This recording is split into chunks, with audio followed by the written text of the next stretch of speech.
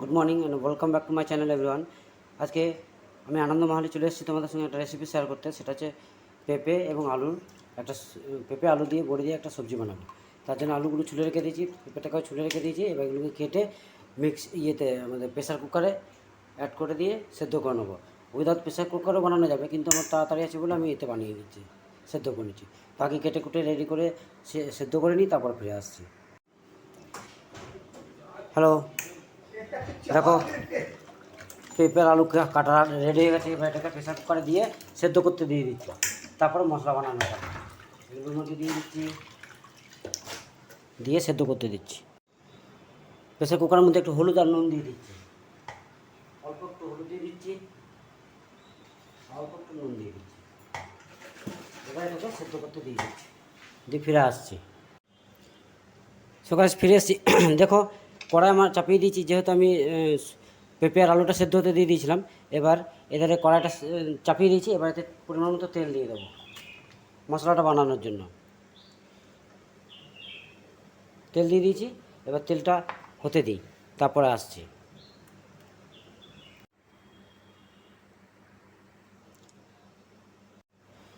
তেল আমার গরম হয়ে গেছে।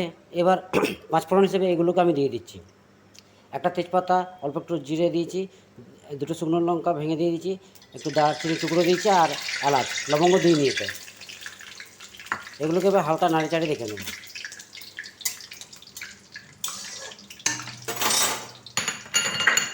এর মধ্যে দুটো মিডিয়াম সাইজের পেঁয়াজ কেটে টুকরো টুকরো করে রেখেছিলাম, এগুলো এর মধ্যে অ্যাড করে দিচ্ছি। এবার এগুলোকে হতে দেবো।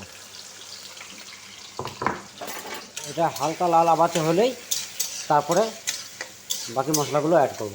তো আপাতত এটা হোক, এতক্ষণ ফিরে আসছি। পেঁয়াজটা হতে থাক, এর মধ্যে এবার এই মশলাগুলো আমি গ্রাইন্ডিং করে নেবো। যেমন দুটো মিডিয়াম সাইজের পেঁয়াজ নিয়েছি, অল্প একটু আদা নিয়েছি, ঝালের জন্য কাঁচা লঙ্কা নিয়েছি, একটা মিডিয়াম সাইজের টমেটো নিয়েছি, আর অল্প একটু রসুন নিয়েছি। এগুলোকে মিক্সিতে গ্রাইন্ডিং করে রেডি করে তারপর ফিরে আসছি। এতক্ষণ পেঁয়াজটা হতে থাক। দেখো বন্ধুরা, পেঁয়াজটা আমার মোটামুটি হয়ে গেছে। এবার মিক্সিতে বেটে রাখা এই মশলাটা দিয়ে দেবো, আদা রসুন পেঁয়াজ টমেটো লঙ্কা কাঁচা লঙ্কার পেস্ট।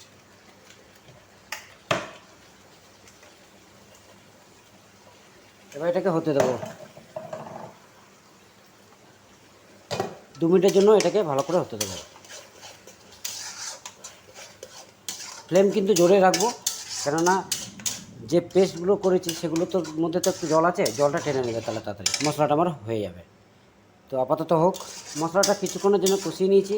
এবার এর মধ্যে ওর স্বাদ অনুসারে লবণ দিয়ে দেবো, হলুদ গুঁড়ো 1 চামচের মতো, জিরে গুঁড়ো 1 চামচের মতো,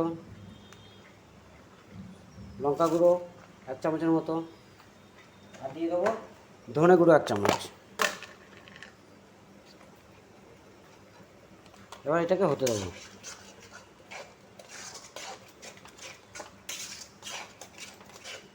হতে দিয়ে খানিকক্ষণ, মশলা প্রায় আমার 80% হয়ে গেছে। এবার এর মধ্যে অল্প টক দই দিয়ে দেবো।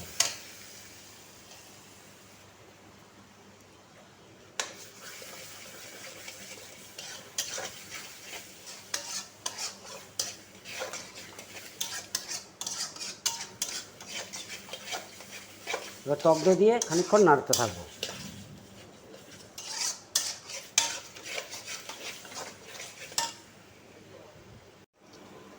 দেখো বন্ধুরা, মশলা আমার পুরো রেডি। এবার আমি যেটা প্রেসার কুকারে সেদ্ধ করতে দিয়েছিলাম আলু আর পেঁপে, সেটাকে এর মধ্যে অ্যাড করে দেবো।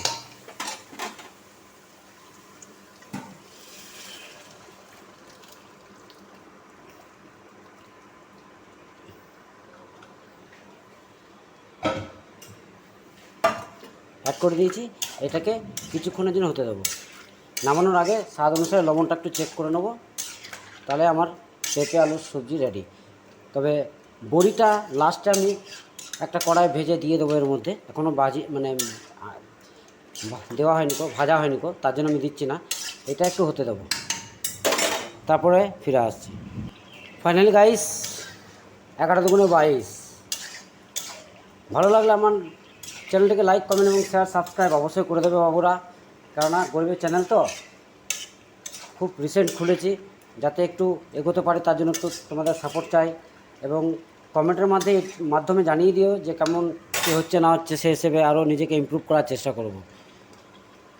তো ফাইনালি এটাকে বন্ধ করে দিচ্ছি, এবার নামিয়ে নেব।